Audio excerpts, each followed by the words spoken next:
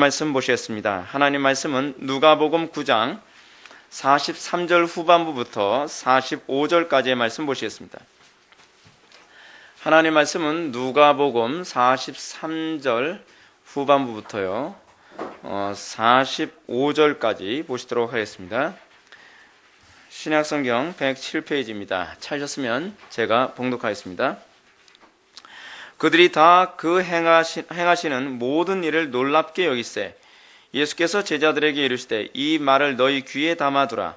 인자가 장차 사람들이 손에 넘겨지리라 하시되 그들이 이 말씀을 알지 못하니 이는 그들로 깨닫지 못하게 숨긴 바 되었습니다. 또 그들은 이 말씀을 묻기도 두려워하더라. 아멘. 이 시간은 누가복음 87번째 강의가 되겠습니다. 성도의 영광과 순환이라는 점을 가지고 하나님 말씀 증거하도록 하겠습니다. 성도의 영광과 순환. 기독교 신앙은요 역설의 신앙입니다. 이 역설의 원리를 알지 못하는 사람은 아직 기독교가 뭔지, 기독교 신앙이 무엇인지를 잘 모르는 것입니다. 기독교 신앙은 역설적이라서 슬픔 가운데 기쁨이 있고요, 그리고 낮아짐 가운데에 높아짐이 있고, 그리고 죽음을 통해 생명에 들어가고 약할 때 강함이 있으며 어리석음 가운데에 지혜로움이 있습니다. 이런 기독교 신앙은 머리로 알 수 있는 것이 아닙니다. 이건 설명을 해서 알 수 있는 것이 아닙니다. 사람들이 그렇습니다. 제가 아무리 목회를 하면서도 그렇습니다. 낮아지십시오. 그럼 하나님께서 높여주십니다. 아니 이렇게 낮아지는데 어떻게 높여집니까? 그리고 슬퍼하십시오. 그러면 기쁨이 옵니다. 아니 어떻게 슬퍼하며 애통해하는 사람에게 기쁨이 오겠습니까? 여러분 이 부분의 이 역설을 여러분들은 알고 계십니까? 기독교 신앙에서 이 역설이 여러분들 삶 속에 날마다 일상적으로 나타나고 있습니까? 이 기독교 신앙의 역설의 이 감격을 여러분들 알고 계십니까? 여러분의 슬픔 가운데서도 기쁨이라고 하는 감격, 낮아진 가운데서도 하나님께서 높이시는 그 감격, 그리고 죽음을 통해서 그리스도의 생명에 참여하는 이 감격, 내가 약하기 때문에 그 강함을 아는 이 감격을 여러분들은 알고 계십니까? 이게 기독교 신앙의 역설입니다. 그래서 기독교 신앙은요, 기독교 신앙을 아는 사람들은 겉으로 화려함을 추구하지 않습니다. 오히려 초라함 가운데 그 화려함이 있다는 것을 압니다. 그래서 여러분 로마 가톨릭과 기독교의 차이는 뭔지 아십니까? 로마 가톨릭은 겉으로는 화려한데 그 내면은요 지극히 초라합니다. 근데 기독교는 겉으로는 초라하고 뭐 조직도 없는 것 같고 의리의리하지도 않고, 때로는 이 과거에는 소위 카타콤 같은 지하 동굴에서 예배를 드리는 그 초라한 가운데서도 그들은 어떻습니까? 하나님의 은혜의 부여함과 화려함이라는 것이 그들에게 있었습니다.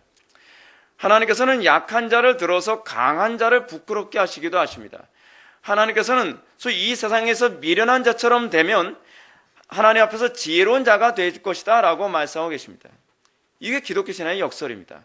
이 역설을 알 때에 기독교 신앙이 이런 것이구나, 기독교 신앙이 이렇게 놀라운 것이구나 라고 하는 것을 우리는 알 수 있게 됩니다. 그러나 문제는 뭐냐면 타락하는 본성으로는 우리는 이걸 알 재간이 없습니다. 그래서 십자가는요 두 가지 양면을 가지고 있습니다. 십자가의 한 면은 죽음이지만 그 뒷면은 부활입니다. 근데 그 십자가 이면에 부활이 있다라고 아무리 얘기한다 할지라도 그 사람은 십자가의 그 앞면의 그 죽음이 그 부활을 상쇄시킬 수 없다는 것을 전혀 알지 못합니다. 십자가의 부활이 얼마나 영광스러운지 예수님 뭐래요? 그 잠시 후면 주어질 그 영광을 위하여 십자가의 부끄러움도 참기를 주저하지 않으셨다라고 얘기하지 않습니까? 여러분 그게 기독교입니다. 그것을 아는 게 신앙입니다. 그 십자가의 영광이 얼마나 영광스럽기에 십자가의 그 부활을 잠깐 오게 되는 그 부끄러움을 참을 수 있게 만드냐는 것입니다. 남들에게 손가락질 받는 것을 우리가 어떻게 참도록 만드냐는 것입니다.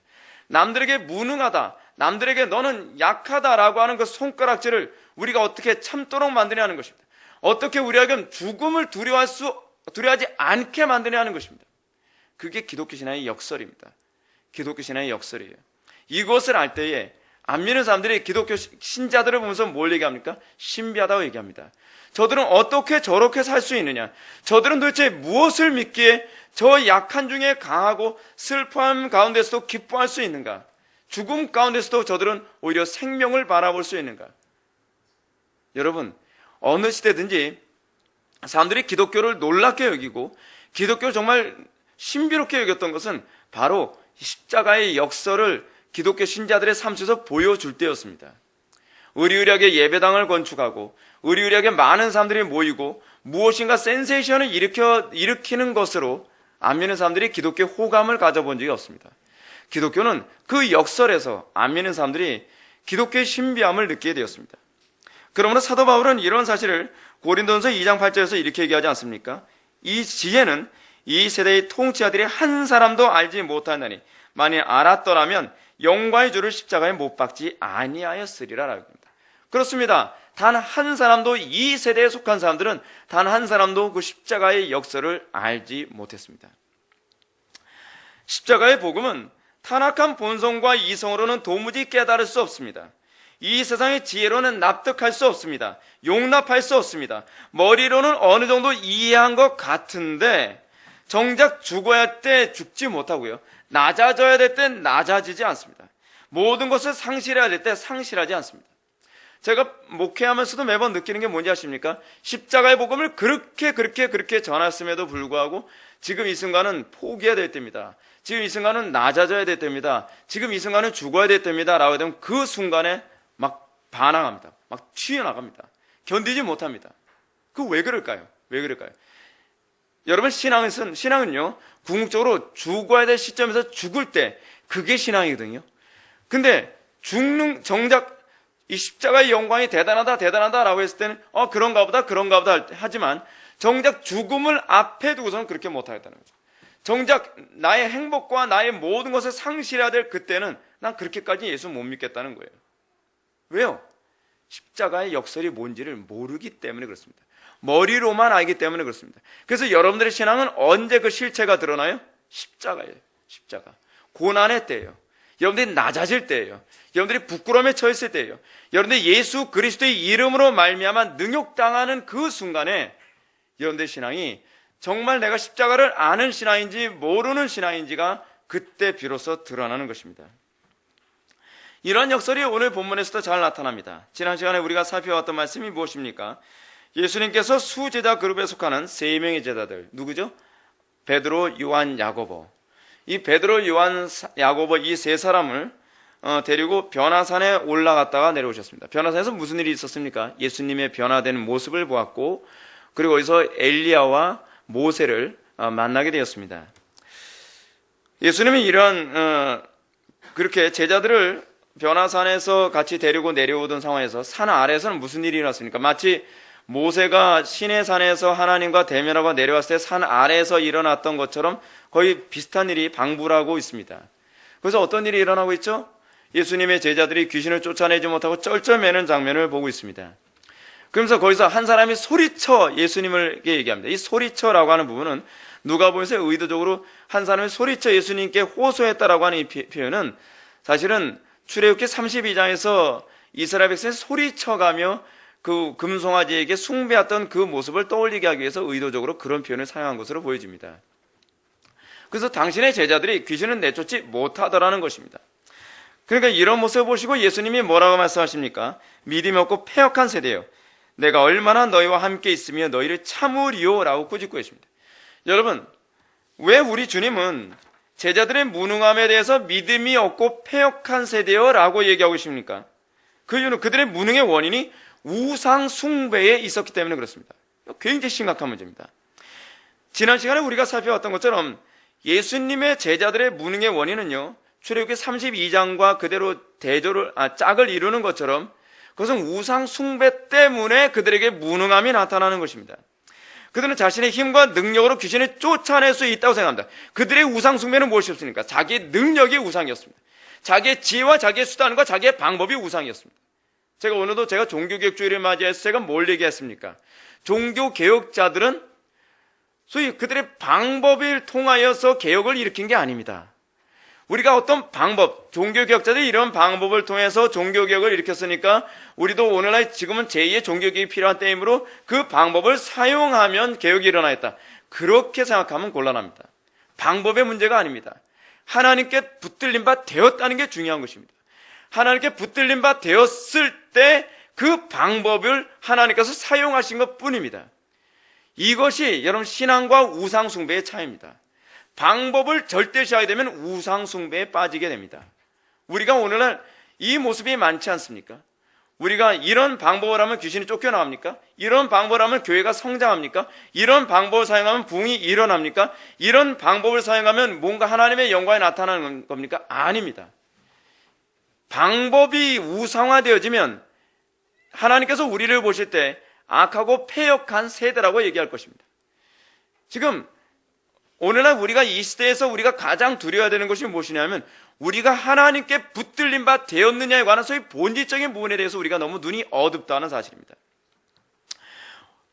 오늘날뿐만 아니라 어느 시대든지 교회의 무능이라고 하는 부분에 대해서 한번 생각해 봅시다.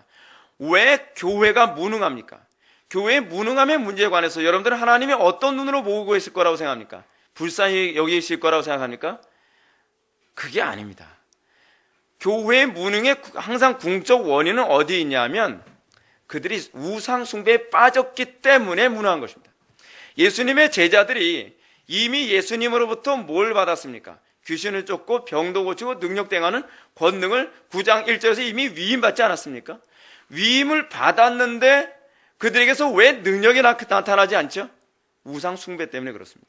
제가 여러분한테 말씀드렸던 것처럼 성령론에서 여러분 오순절날 성령 강림을 통해서 모든 시대, 그러니까 신약의 교회들은 예수를 믿음과 동시에 성령 받는 것입니다. 예수를 믿음과 동시에 그들은 어떻게 된 겁니까? 그리스도의 삼직에 참여하는 것입니다. 이미 성령으로 거듭남과 동시에 그들에게 하나님으로부터 뭘 위임받은 거예요? 세상을 이길 수 있는, 이 험악한 세상을 이길 수 있는 힘을 하늘로부터 이미 위임받은 겁니다. 이것이 중생사건입니다. 그런데 문제가 뭡니까? 왜 우리는 하나님으로부터 이 권세를 위임받았음에도 불구하고 세상을 이길 힘이 나타나고 있지 못하냐는 것입니다. 왜 우리는 환경 앞에서 쩔쩔매고 왜 세상 사람들 앞에서 쩔쩔매느냐? 우리가 이 문제에 대해서 고민해 봐야만 합니다. 왜 그렇습니까? 그 이유가 어디 있다는 겁니까? 누가는 이 사건을 통해서 우리들에게 얘기하는 것이 무엇입니까? 그것은요, 우리가 우상 숭배에 빠졌기 때문이라는 것입니다. 우리가 궁극적으로 하나님과 동행하는, 내가 하나님께 붙들림 바 되어진 존재에 대한 의식보다는 항상 뭐에 관심이 있어요? 수단이에요, 수단. 방법이에요. 그러니까 자꾸 어떻게 해요? 오늘날 여러분 교회에서 자꾸 이런 게 많아요. 주로 세미나를 많이 다녀요, 목사님들이. 어느 교회에서 이렇게 했더니 교회가 성장했다. 그러다 보니까 방법, 수단을 우상시 여기니까 어느 교회에서 트레스티아스 사용하니까 교회가 성장했다더라. 그러니까 트레스티아스 사용하는 거예요. 알파도 사용하는 거예요. 뭐 신사도 운동도 사용하는 거예요. 은사 운동도 사용하는 거예요. 막 사용하는 거예요. 왜 사용하죠? 그 이유가 어디 있죠? 방법이 우상화되면 그런 거예요. 방법이 우상화되어지면. 그게 왜 다 문제가 되는 거냐? 그게 우상 숭배이기 때문에. 우상 숭배이기 때문에. 그러니까 여러분이 이런 사람들을 뭐라고 얘기하는지 아십니까? 항상 신사도 운동 잘못됐다, 트레스티아스 잘못됐다, 알파 잘못됐다 하면 왜 니네들 자꾸 잘못됐다라고 얘기하느냐? 잘못됐는데 왜 어떻게 이것이 이렇게 놀랍게 교회를 성장시킬 수 있냐? 성령의 역사가 아니면 어떻게 이게 성장이 가능하냐라고 얘기하는 거죠. 여러분, 제가 좀 이따 그 말씀 드리겠지만 하나님과 동의하지 않는다고 한다면요, 사단은요 얼마든지 교회를 성장시킬 수 있다는 거 아십니까? 사단이 두려워하는 건 방법을 두려워하지 않습니다. 사단이 가장 두려워하는 것은 임마누엘입니다. 하나님이 우리와 함께 하시는 것을 두려워하는 것이지 사단이 방법론을 두려워하는 게 아닙니다. 여러분, 사단이 바른 말씀 많이 증거하면 두려워할 거라고 생각합니까? 별로 두려워하지 않습니다. 사단이 두려워하는 것은 하나님께 붙들림 바 된 상태에서 바른 말씀이 증거되는 것이지 하나님께 붙들림 바 되지 않은 상태에서 바른 말씀 증거하는 것은 두려워하지 않습니다. 이건 제가 하는 얘기가 아니에요. 교회 안에서 개혁자들도 청교도들도 이 얘기를 많이 얘기했어요. 그런데 우리는 오늘날 이 부분을 잊어버려요. 자꾸 망각해버려요. 그러면서 왜 자꾸 설교하는데 그렇게 바른 말씀을 증거하는데도 왜 사람들이 알아주질 않지? 왜 변화되질 않지? 왜 부흥이 일어나지 않지? 그 이유가 어디 있죠? 하나님께 붙들림 바 되지 않아서 그렇습니다. 이것이 우상 숭배라는 걸 모르고 있어서 그래요. 교회의 무능은 어떤 식으로도 합리화될 수 있는 부분이 아닙니다. 우리가 세상에서, 직장에서, 가정에서 무능하게 되어진 이 문제는 합리화될 수 있는 부분이 아닙니다. 우리는 우리의 무능 속에서 우리는 무엇을 찾아야만 합니까? 나는 과연 어떤 부분의 우상 숭배에 빠져 있는가를 찾아야만 합니다. 오늘날 이 시대 교회는 이 세상에 대해서 무능한 이유가 너무나도 그리스도께 대한 믿음이 없고 패역한 세대라고 하는 그 상태에 있다는 것을 너무 모르고 있어요. 주님께서 오늘날 우리를 어떻게 보실까요? 악하고 패역한 세대요, 내가 언제까지 너희를 참으리요? 라고 얘기하는 거죠. 너희는 언제까지 그 방법과 수단을 우상시 하려냐? 너희는 언제까지 네 지혜를 우상시 여기고, 너희는 언제까지 네 수단과 네 말주변과 너의 지식을 우상시 여길 것이냐라고 악하고 패역한 세대라고 얘기할 겁니다. 우리는 그렇게 생각하죠. 무슨 소리입니까? 우리가 얼마나 주의 영광에서 열심히 일하는데요. 우리가 주의 영광에서 얼마나 헌신을 많이 하는데요. 우리가 주의 영광에서 얼마나 애쓰고 있는데 어떻게 그렇게 얘기할 수 있습니까? 서운합니다. 서운한 게 아니죠. 누굴 위해서요? 사실 나의 영광을 위해서, 나의 즐거움과 나의 만족을 위해서거든요. 우리가 항상 우리의 영적 무능함에 관해서, 우리가 이 악하고 음란한 세대에서 우리가 이 악하고 음란한 세대를 이기지 못하는 궁극적 원인이 어디 있는가 했을 때, 우리는 이 우상 숭배의 은연중에 자기도 모르는 사이에 빠져 있다는 것을 우리는 알아야만 합니다. 예수님의 제자들에게 나타났던 것처럼 그리스도로부터 권능을 위임받았다고 해서 귀신을 쫓고 능력도 행하는 이 권능이 나타나는 것이 아닙니다. 착각해서는 안 됩니다. 그리스도로부터 권능을 위임받았어도 믿음을 통해서 항상 그리스도와 연합된 상태에 있어야만 합니다. 그러기 위해서 필요한 것이 무엇입니까? 물론 그러기 위해서 필요한 것은 믿음이겠죠. 그렇죠? 그러면 이 믿음 안에 거하기 위해서 필요한 것이 뭐냐는 겁니다. 여러분, 중요한 거 이거죠. 내가 믿습니다 하면 믿는 게 아니죠. 믿음이 뭐라 그랬어요? 믿음이란 우리를 그리스도와 연합시키는 하나님의 도구라고 하지 않습니까? 근데 지금 예수님께서는 지금 제자들에게 믿음이 없고 패역한 세대요라고 얘기하는 것은 너희들이 주님과 연합되지 않았다, 주님의 권능 가운데 너희들이 거하고 있지 않다라고 얘기하고 있는 것이거든요. 그리고 우리가 그 믿음 가운데 있다는 것이 무엇인가? 어떻게 우리가 믿음 가운데 있을 수 있겠습니까? 첫째는 제가 지난 시간에 지적했던 것처럼 기도에 헌신하는 겁니다. 여러분, 정말 이 기도는요, 아무리 강조해도 부족함이 없습니다. 예수님께서 말씀하셨던 것처럼 기도 외에는 이런 유가 나왔었습니다. 기도는요, 사치스러운 무슨 종교적 어떤 프로그램이 아닙니다. 기도야말로요, 정말 가장 겸손한 사람이 할 수 있는 것이 기도입니다. 여러분, 구약시대에서 어떤 사람만 정말 하나님께서 받으시는 기도를 한다 그랬죠? 고아와 과부와 나그네예요. 이거는 정말 여러분들 잊어서는 안 되는 중요한 개념이거든요. 우리는 기도를요, 폼나게 해서 그 기도가 상달될 거라 생각하는 거예요. 제가 이 얘기 한번 할게요. 여러분, C.S. 루이스가 자기 어머니가 병에 걸려서 죽지 않게 해달라고 기도했는데 병이 낫지 않았다고 해서 C.S. 루이스가 하나님께 서운했다고 해서 예수 안 믿었다 그러지 않습니까? 근데 여러분, 이거 C.S. 루이스가 기도를 잘못 배워서 그런 거예요. 기도는 그렇게 하는 게 아닙니다. 우린 자꾸 어떻게 생각하냐면 내가 기도를 했으면 당연히 들어주실 거라고 생각해요. 기도는 그게 아니라니까요. 기도는 하나님께서 받으셨는가에 대한 확신이 있어야 돼요. 우리는 일방적으로 하나님께 쏘아 올렸으면 막연하게 이루어지겠지, 자고 일어나면 뭔가 달라지겠지, 그런 게 없어요. 여러분, 실제로 그렇게 기도해서 기도가 이루어집니까? 안 일어나요. 기도는 어떻게 하는 거냐면 기도하면서 이미 확신을 얻어야 돼요. 하나님께서 내 기도를 받으셨다는 확신이 있어야 돼요. 근데 대부분 사람들이 하나님께 기껏 기도해도 하나님 뭐 역사 안 하시더라. 대부분 뭐냐면 하나님께서 받으실 만큼 정말 우리가 고아와 과부와 나그네의 심정을 가지고 간절히 매달림이라고 하는 과정 없이 그냥 일종의 통보만 하고서 기도에 응답이 있을 것이라고 막연하게 기대를 하는 것이 문제라는 사실입니다. 기도는요, 통보가 아닙니다. 기도는 하나님과 우리와의 대화입니다. 여러분, 일방적으로 통보하는 걸 대화라고 얘기합니까? 하나님의 의 중 하나도 물어보지도 않고 여쭤보지도 않고 그냥 일방적으로 하나님, 내가 기도했으니까 들어주실 거죠? 알았죠? 그게 기도가 아니란 말이에요. 오늘은 기도가 무기력해진 이유가 무엇이냐면 기도를 통해서 토마스 브룩스가 얘기하는 것처럼 지상에서 누리는 확신과 같은 그 천국과 같은 그 확신이 무엇인지 모르는 그런 기도를 하고 있다는 것이 문제입니다.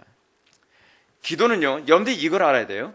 기도를 통해서 여러분들이 궁극적으로 얻어야 될 확신이라는 것이 뭐냐면 내가 그리스도와 연합된 것에 대한 확신이에요. 그래서 제가 첫 번째로 여러분한테 말씀드리지 않습니까? 기도할 때는 여러분들 그 기도 자체가 누구와 연합된 상태에서 기도해야 돼요? 그리스도와 연합돼야 돼요. 그리스도께서 겟세마네에서 기도하시는 것과 같이 우리는 그리스도와 연합된 상태에서 기도해야 돼요. 그리고 그 가운데서 우리는 뭘 기도해요? 예를 들어서 우리가 그리스도께 권능을 구했다고 칩시다. 그러면 우리가 기도하는 가운데 우리는 어떤 확신을 얻어야만 합니까? 내가 그리스도의 권능에 연합되었다고 하는 확신을 얻어야 돼요. 기도했으니까 그리스도의 권능이 임했겠지. 이 추측성 신앙 고백만큼 위험한 신앙이 없습니다. 이렇게 피상적인 신앙이 한국교회를 다 망가뜨리고 만 거예요. 여러분들이 하나님께 권능을 구했으면 내가 그리스도의 권능에 연합되었음에 대한 확신을 가져야 돼요. 그건 날마다 그렇게 기도해야 돼요. 그건 제자들이 사도행전에서 보여줬던 것은 항상 그렇게 기도했어요. 그리고 여러분들 그리스도의 지혜에 연합되는 것도 어떻게 합니까? 그 지혜에 연합되는 것에 대한 확신이 임할 때까지 기도하는 거예요. 그래서 기도 아니고서는 연합이 일어나질 않아요. 말씀만 많이 배웠다고 해서 연합이 되는 게 아니에요. 마치 기도라고 하는 이런 표현이 적절한지 모르겠습니다. 하나님의 말씀이 선포되는데 여러분 그 말씀이 우리 것이 되려면 마치 그 말씀과 우리의 삶에 적절한 표현이 될지 모르겠어요. 본드가 있어야 되잖아요. 본드. 이 본드로 이게 붙여줘야 이것이 하나가 되는 건데 우리는 붙이지도 않고서 말씀 안 왔으니까 당연히 사라지겠지. 안 사라진단 말이에요. 안 사라진단 말이에요. 그러므로 이 기도가 왜 은혜의 방편이라고 얘기하느냐? 기도야말로 우리를 그리스도와 연합시키도록 하나님께서 우리에게 주신 유일한 방편이기 때문에 유일한 방편. 그래서 기도하지 않고서는 이런 유가 나갈 수 없는 거예요. 기도 외에는 이런 종류가 나가지 않는 거예요. 어떤 종류요? 귀신을 쫓고 병도 고치고 능력대하는 이 종류가 나갈 수 없는 거예요. 왜죠? 기도만이 우리를 알고 그리스도의 그 권능에 연합시키기 때문에. 오늘날 기도가 잘못돼서 교회가 무능해진 거예요. 기도를 통해서 그리스도와 연합하는 게 뭔지 모르고 기도 자체가 일종의 프로그램이 돼버리는 거예요. 새벽기도 프로그램이 돼버리고 금요기도의 프로그램이 돼버리는 거예요. 그렇지 않으면 소원 성취를 위한 수단이 돼버린 거예요. 그게 잘못된 거예요. 기도는 소원 성취 수단도 아니고요. 프로그램도 아니에요. 기도는 궁극적으로 우리를 그리스도와 연합시키는 데 초점이 맞춰져 있어요. 그러므로 우리가 기도를 할 때에 우리가 진정으로 그리스도와 연합하고자 하는 그 열망이 우리의 기도의 전제가 돼요. 여러분 어떤 사람이 그리스도와 연합하기를 열망할까요? 나의 무능함과 나의 악함과 나의 이 처절함에 대한 인식이 있을 때예요. 그죠? 여러분들이 정말 얼마나 더럽고 추한 악한 존재인지를 여러분들 비로소 깨닫게 되어지면 여러분 뭘 사모하겠습니까? 그리스도의 거룩함을 사모하겠죠. 그리스도의 거룩함을 사모하는 사람만 비로소 기도를 해요. 여러분들이 진짜 무능하다는 걸 아는 사람만 그리스도의 능력을 구해요. 여러분들이 진정으로 어리석다, 내가 진짜 나는 너무 어리석어라고 하는 자각이 있는 사람만 그리스도의 지혜의 연합을 사모해요. 기도는요, 세상의 지혜와 연합시키지 않습니다. 기도는요, 세상의 능력과 연합시키지 않습니다. 그래서 여러분들이 구하여도 얻지 못하면 정욕대로 쓰려고 잘못 구하기 때문에 그래요. 기도가 궁극적으로 목표란 바는 딱 하나입니다. 기도를 통해서 우리를 연합시키는 것은 딱 한 것이에요. 그건 그리스도예요. 근데 우리가 왜 기도해도 얻지를 못하냐면 기도를 통해서 세상의 명예와 연합하려고 하고 기도를 통해서 세상의 부귀와 연합하려고 하고 기도를 통해서 세상의 능력과 세상의 행복과 세상의 즐거움과 연합하려고 하니 그 성령께서 과연 그 기도를 들어주시겠냔 말이에요. 기도의 용도는 뭐예요? 유일해요. 그리스도와 연합시키는 거란 말이에요. 근데 우리가 이 기도의 용도를 자꾸 세상과 연합시킬 수 있게 해달라고 자꾸 기도를 하니까 기도가 아무런 쓸모가 없게 되어져 버리고 마는 것입니다. 우리는 궁극적으로 기도가 뭔지조차도 모르면서 신앙생활하고 있는 사람이 너무 태반이라는 게 문제예요.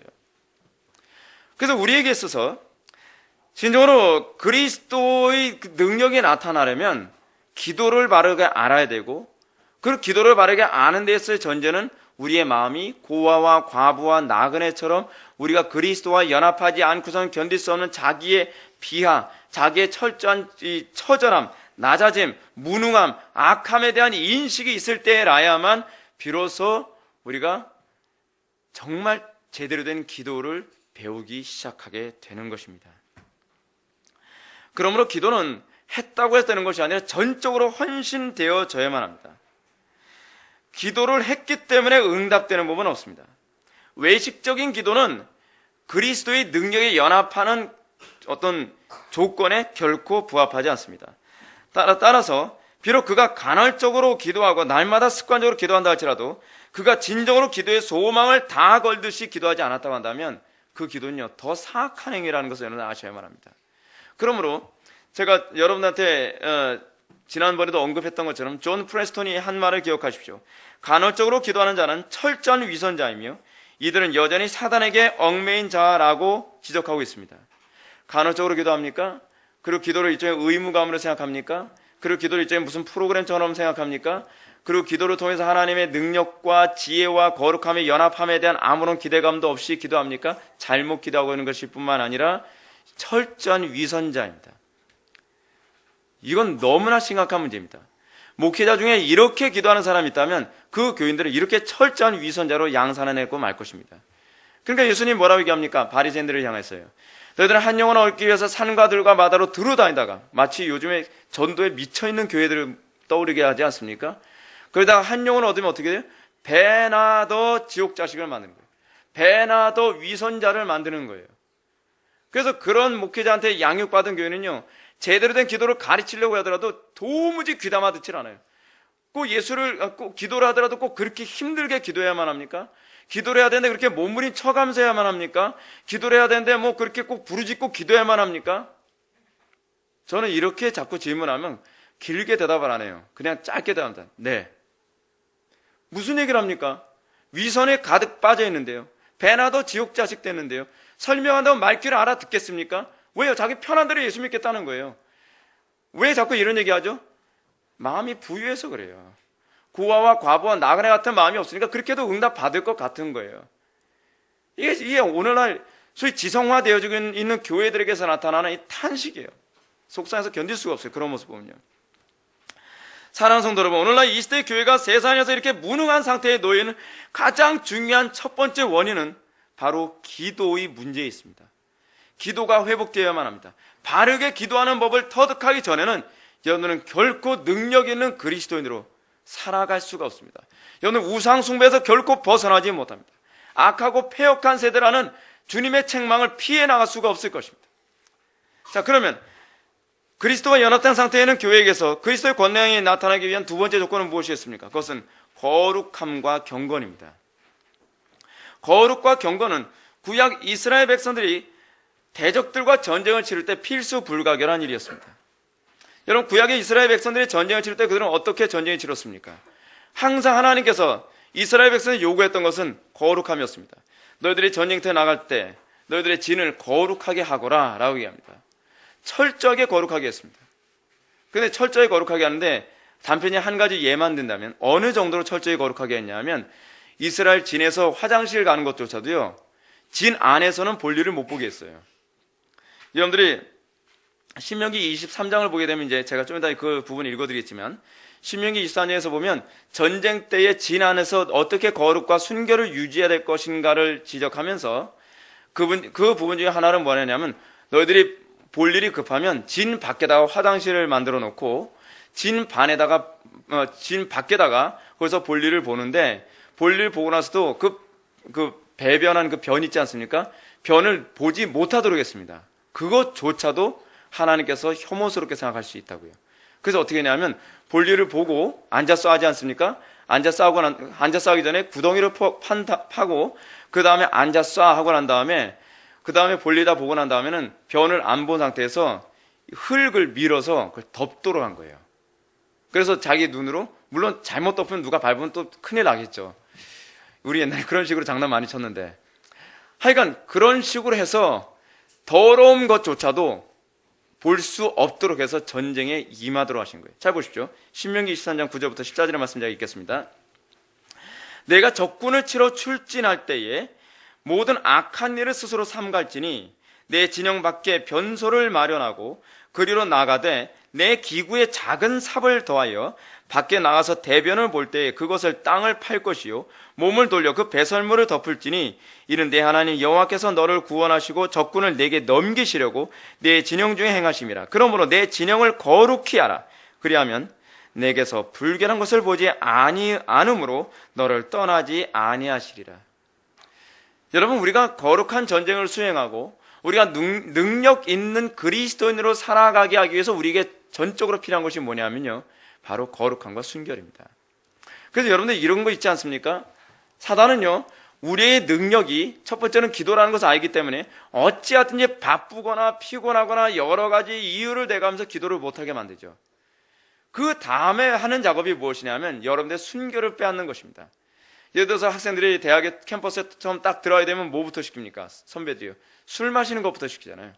술 마시는 거 왜 시킨지 아십니까? 사단이 그렇게 해서 그리스도인의 이 영적 순결을 무너뜨리는 거예요. 싸우고자 하는 모든 저항, 의욕을 다 무너뜨려 버리는 거예요. 죄악 가운데 완전히 무너져서 이길 수 없게 만드는 것입니다. 왜요?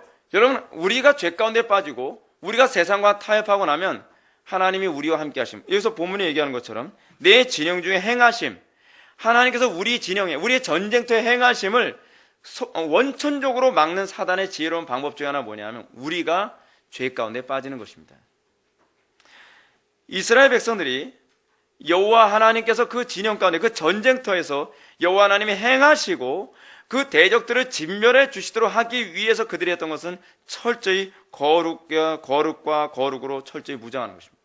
거룩과 경건으로 무장하지 않으면 그 전쟁터는 어떤 전쟁이 되냐면, 여러분 민수기에서 여러분 봤던 것처럼 민수기에서 어떤 일이 일어나죠? 이스라엘 백성들이 가나안 전쟁을 하기 위해서 그 가나안 땅에 들어가지 않습니까? 근데 가나안 땅을 악평하는 장면이 나오죠. 악평을 하는데 하나님께서 악평하는 것 때문에 내가 너희들에게 더 이상 가나안 땅 전쟁을 허용하지 않는다. 광야 생활 좀 해야 되겠다 하니까 어떻게 합니까? 그들이 죄송합니다. 우리가 가서 싸우겠습니다. 이미 하나님 명령 거절하고 난 다음에 그들이 나가 싸운다고 하니까 하나님 뭐라 그러죠? 내가 너희 진영에 너희와 함께하지 않을 테니까 니네들 마음대로 해라. 그러니까 그 사람들이 전쟁터에 나와서 어떻게 합니까? 완전히 다 진멸되다시피 했잖아요. 여러분, 기독교 특히 그러니까 여호와의 전쟁의 중요한 개념 중에 하나는 무엇이냐면 여호와 하나님이 우리의 전쟁터에서 그분이 거니시는 것입니다. 그분이 우리 진영 중에 행하셔야 돼요. 그분이 우리와 함께 하셔야 되고 우리가 순결하여야만 그 영적 전투에서 주님께서 기적과 이적, 우리가 지난 금요기도 때도 여러분한테 말씀드렸죠. 하나님께서 모든 피조물을 다 움직이셔서 그의 택한 백성들을 돌보신다 그러지 않습니까? 환경을 다 바꿔놓으세요. 하다못해 원수의 마음을 바꿔서라도 내 편이 되게 만들어주세요. 그게 바로 하나님께서 우리와 함께 하시면서 우리의 영적 전쟁, 우리의 진영을 바꿔가신 하나님의 방식이란 말이에요. 근데 그것이 이루어지려면 어떻게 되느냐? 우리가 순결해야 돼요. 우리가 경건해야 돼요. 우리가 거룩해야 돼요. 우리가 성결해야 됩니다. 그러므로 여호와 하나님이 우리 진영 가운데 떠나지 않도록 해야만 합니다. 신약의 교회는 구약의 성전과 방부란 존재입니다.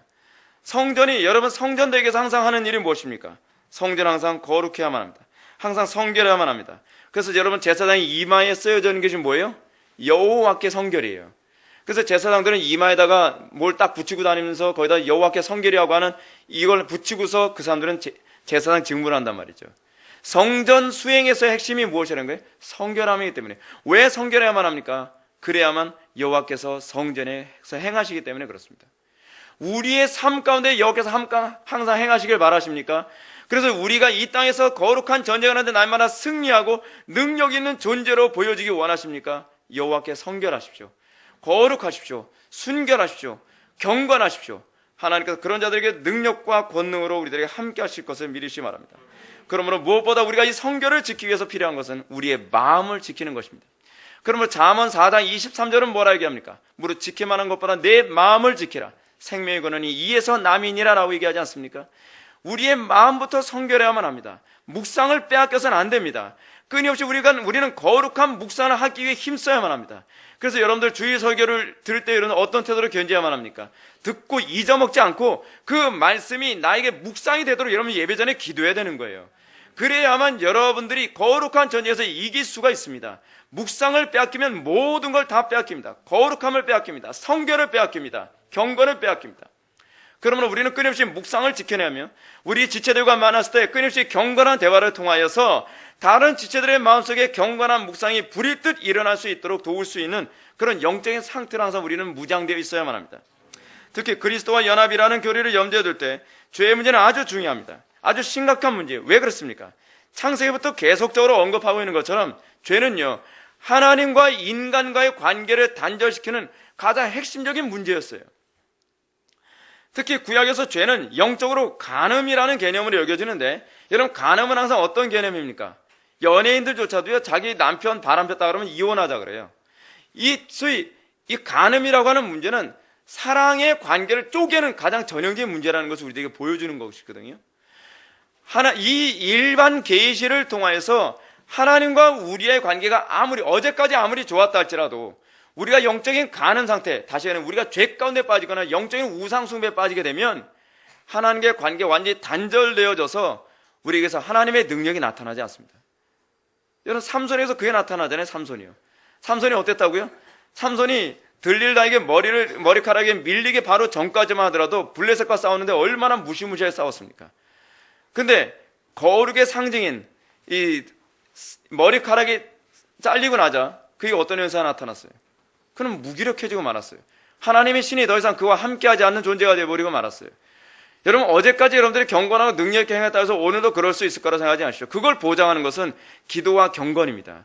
기도와 경건이 유지될 때라야만 여러분들은 세상이 감당할 수 없는 야수와 같은 무시무시한 삼손과 같은 존재로서 세상을 정복해 나갈 것을 믿으시기 바랍니다. 그러므로 교회가 세상과 짝하지 않기 위해서 우리 힘써야만 합니다. 성경이 우리들에게 뭐라 얘기합니까? 내가 거룩하니 너희도 거룩하라. 거룩하라는 게 무슨 얘기입니까? 세상과 짝하지 말라는 겁니다. 세상과 구분된 삶을 살라는 것입니다. 우리가 그리스도와 연합하기 위해서는 세상과 단절해야만 합니다. 세상과 연합된 상태에서 그리스도와 연합할 수 있는 방법은 없습니다. 세상을 적당히 즐기고 세상에 적당히 취해가면서 그리스도께 취하는 방법은 없습니다. 성경 말씀이 우리들에게 뭐라 얘기합니까? 사도 바울은 우리에게 이렇게 얘기합니다. 술 취하지 말라. 이는 방탕한 것이니 오직 성령의 충만을 받으라. 충만과 취함은 사실 이것은요, 같은 의미로 사용되고 있는 겁니다. 어떤 말이에요? 뭐예요? 우리가 술 취하면서 세상에 취한 상태에 있는 것처럼 우리는, 그리스도인들은 하나님께 취한 상태에 있어야만 합니다. 그것이 성령의 충만함입니다. 우리는 항상 그리스도를 묵상하고 우리는 그리스도와 동행하며 항상 우리는 그리스도 안에서 나오는 것을 가장 달콤하게 여길 수 있어야만 합니다. 그럴 때에 세상이 감당할 수 없는 그리스도의 능력이 우리들에게 나타나게 되는 것입니다. 특히 우리가 이 그리스도의 안에서 우리가 거룩함에 있게 하기 위하여 우리에게 가장 필요한 것이 뭐냐? 그래서 말씀에 대한 이해입니다. 왜냐하면 말씀을 모르면 무엇이 죄인지 몰라요. 무엇이 하나님과 관계를 단절시키는지 알지 못한단 말이에요. 이번에도 여러분들이 설교를 들으면서 뭘 느꼈습니까? 우리의 무능의 문제는 어떤 문제라고요? 우상숭배 문제라는 것은 우리가 말씀을 통해서 알게 되는 것 아닙니까? 이것뿐만이 아니에요. 우리가 말씀을 알아야만 무엇이 죄인지, 무엇이 하나님을 기쁘시게 하는 것인지 알 수 있는 것인데, 예를 들어서 여러분, 기도를 쉬는 것이 죄라는 것을 여러분 압니까? 성경이 가르치니까 하는 거예요. 성경이 가르치니까. 남편에게 복종하지 않는 것이 죄라는 거 압니까? 우린 몰라요. 근데 성경이 가르치니까 하는 거예요. 아내들을 사랑하지 않는 것이 죄라는 거 압니까? 우린 몰라요. 그러나 성경이 가르치기 때문에 하는 거예요. 그것을 통해서 우리가 하나님의 말씀을 통해 우리가 더욱더 하나님과 관계가 돈독해지고 그 돈독함 가운데에 주님께서 우리의 거룩한 전쟁 가운데 그 진 가운데 행하시는 그 놀라운 역사를 날마다 경험하게 되는 것입니다. 여러분들이 삶 속에서 거룩한 전쟁을 수행하는데 하나님께서 나의 전쟁 가운데 왜 하나님의 행하심이 보이지 않느냐? 이 딱 두 가지 먼저 점검하세요. 기도와 여러분들의 영적 순결. 이 두 가지 점검하면 답은 명확하게 나옵니다. 이 문제가 제대로 되고 있지 않으니까, 기도가 시원치 않으니까, 기도 통해서 하나님께 주시는 확신을 바라보기 전에 기도를 피곤하다고 그만두든지 시간 없다고 그만두든지 하니까 여러분들 여호와 하나님께서 우리의 전쟁하는 이 진에 운행하시는 것이 안 보이는 것이죠. 또 뭐예요? 적당히 타협하는 거예요. 어려움이 있으니까 적당히 타협하는 거죠. 여러분들의 생각으로 모든 걸 결정하지 마시고요. 항상 제가 여러분한테 말씀드린 거 아닙니까? 돌다리도 두들겨 가듯이 당연히 이게 옳은 것 같아도요, 기도로 응답받는다는 얘기 신비하게 음성 듣는다는 식으로 해석하지 마시고, 확신을 얻으면 그 신적 확신이 있어요. 분명히 있어요. 그 확신을 얻고 나면 그 다음에 움직이는 습관 하십시오. 여러분들 간혹가다 이렇게 얘기합니다. 너무 급해서요, 이건 기도해서 응답 받을 시간이 없어서 어쩔 수 없었습니다. 아니요, 하나님은요, 급하시면 급한 대로 응답해 주십니다. 어느 정도냐면요, 정 급해서 그 자리에서 서서 하나님 앞에 기도하면요, 그때 하나님께서 막 확신을 주시고 응답 주실 때도 있어요. 하나님은 기도를 많이 해야만 응답하시는 분이 아니라 진실하게 기도하면 항상 응답해 주실 준비가 되어 있습니다. 그것을 믿는다면 항상 기도하는 데 힘쓰십시오. 항상 뮬러가 그러지 않습니까? 뮬러가 뭐라고 얘기합니까? 기도보다 앞서지 말자. 성령보다 앞서지 말자. 하나님보다 앞서지 말자. 그렇습니다. 우리는 기도보다 앞서는 게 몸에 너무 익었어요. 우리가 기도보다 앞서지 않도록 우리가 경건의 훈련이 되어 있어야만 합니다. 어렸을 때서부터 저는 아이들이 그렇게 크기를 바랍니다. 기도보다 앞서지 않고 성령보다 앞서지 말고 하나님보다 앞서지 않는 자, 이 훈련이 되면 세상에 감당할 수 없습니다. 이 기도가 훈련되어져야 여러분들이 세상과 타협하지 않을 수 있는 영적인 힘을 또한 갖게 되는 것이죠. 자, 우리가 이런 관점에서 봤을 때 여러분들은 우리가 소위 하나님의 말씀에도 관심이 없고 맨날 기도만 많이 하고 능력 행한다는 사람들은 성령의 역사가 아니라는 것을 알 수 있죠.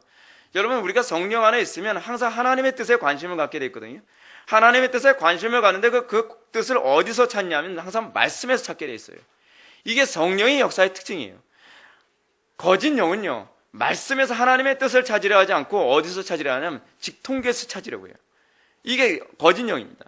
그래서 우리가 사단의 영과 성령의 영을 구분할 때 항상 말씀을 중요시 여기는 영이냐 아니냐를 통해서 여러분 이것을 분별할 수 있길 바랍니다.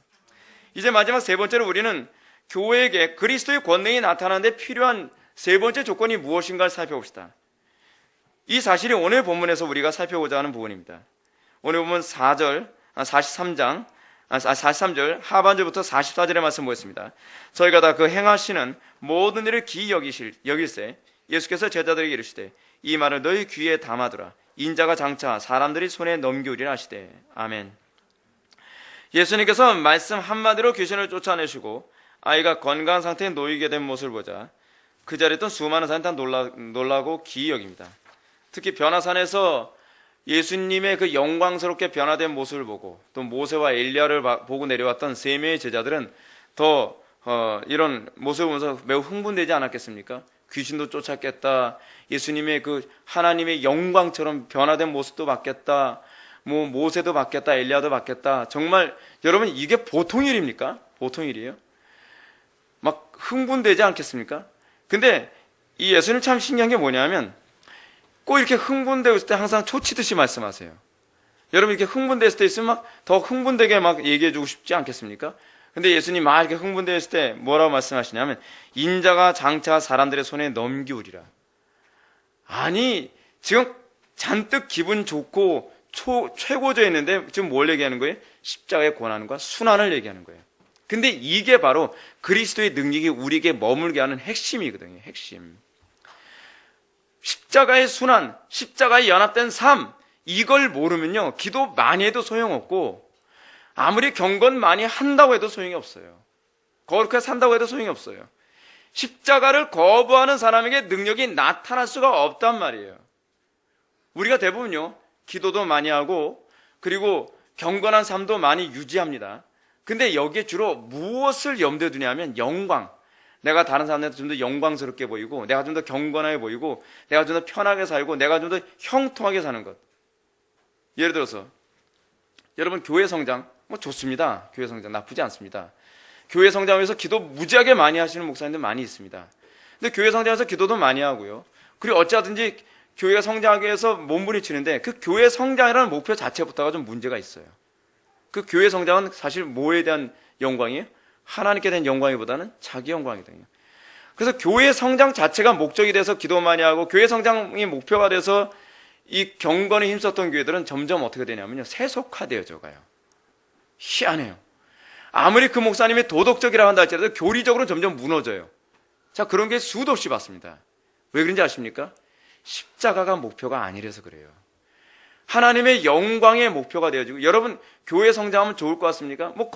어떤 면에서는 좋습니다. 근데 저는요 교회가 성장하고 하나님의 그 소위 많은 사람들이 그 복음에 환호하게 되어진다면 고난은요 줄을 잇게 되어 있습니다.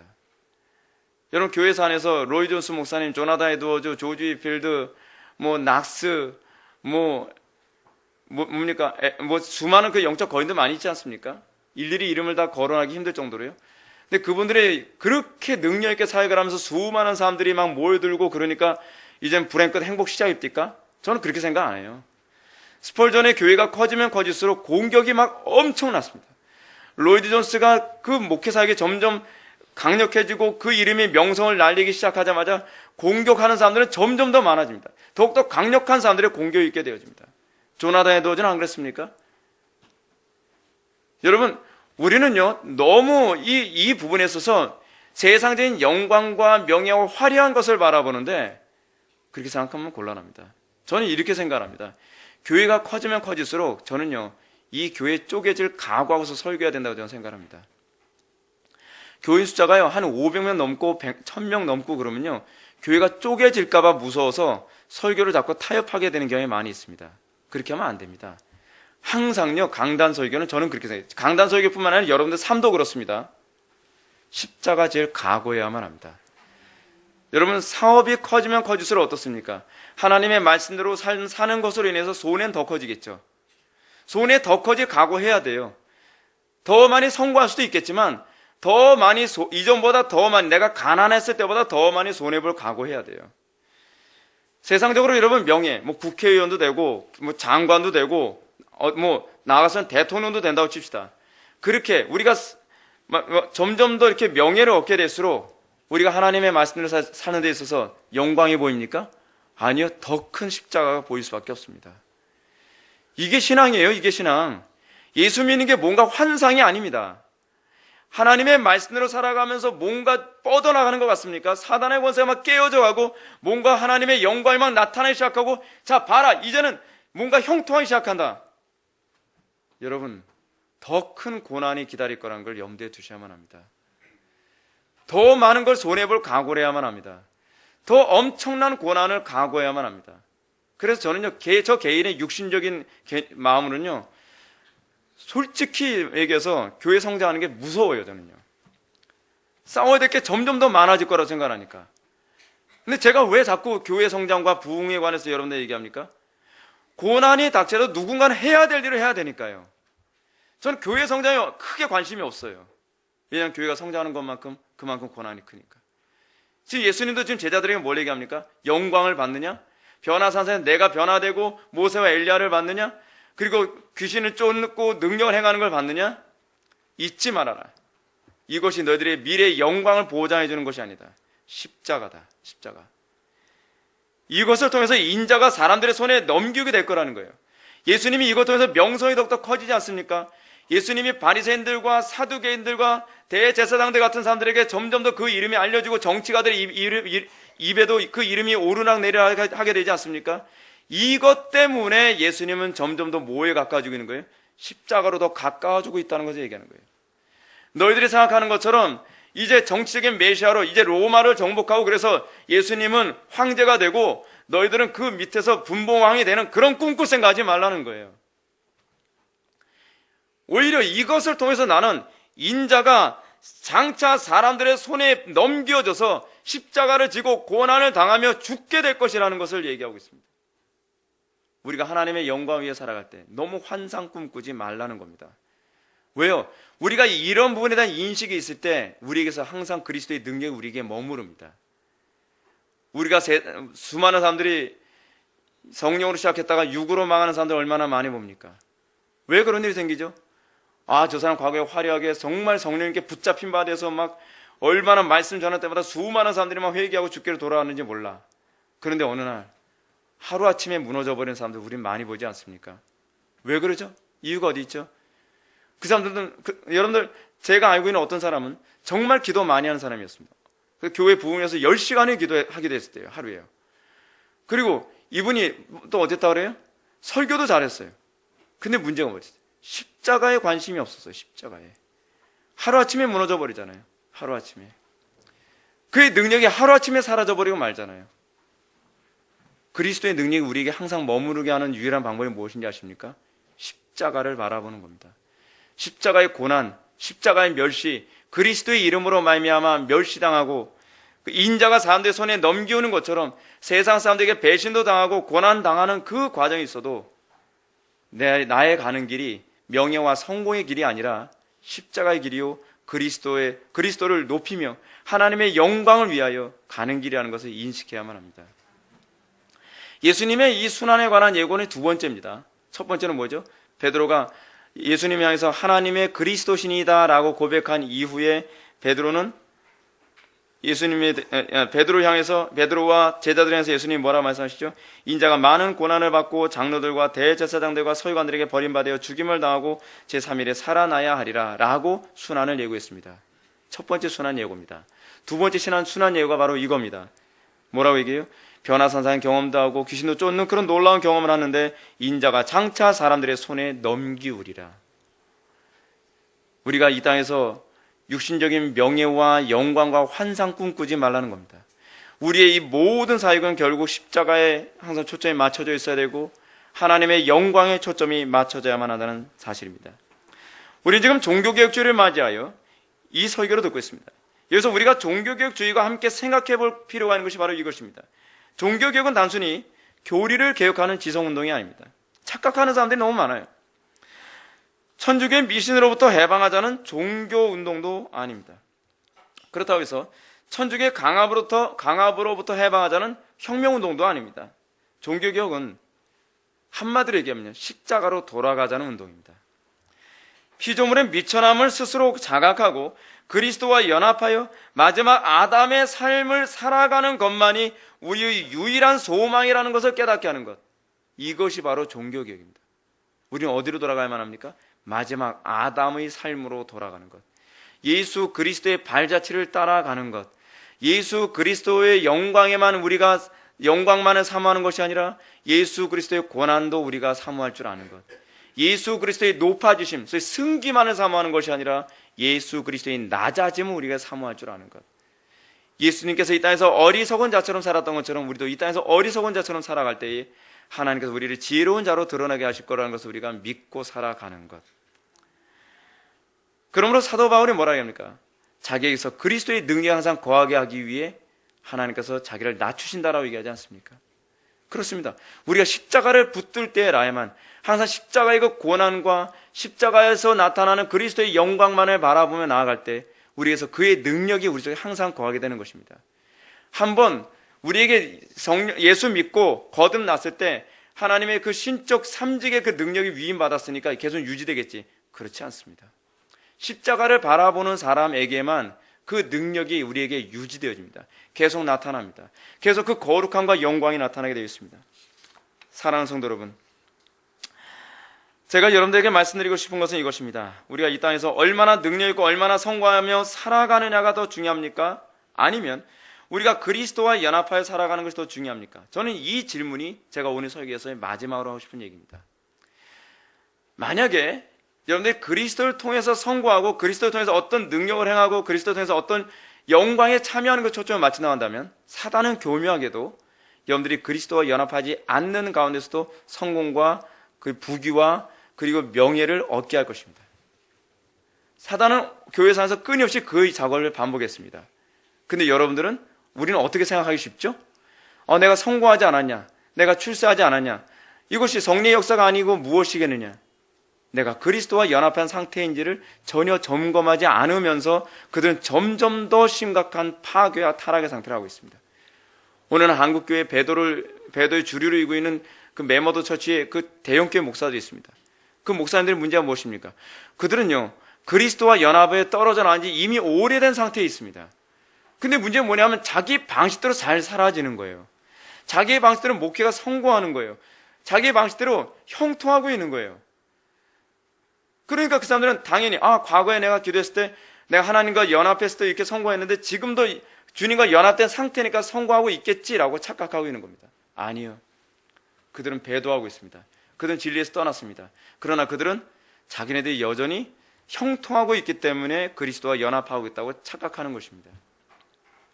여러분들의 인생에 있어서 궁극적 목적은요, 그리스도의 연합이고 그리스도의 연합으로 말미암아 우리에게 자동적으로 나오게 되는 것이 뭐냐면 능력이고, 그리고 성공이고, 그리고 지혜고, 그리고 하나님의 그 강력한 이 확장의 역사가 나타나는 것입니다.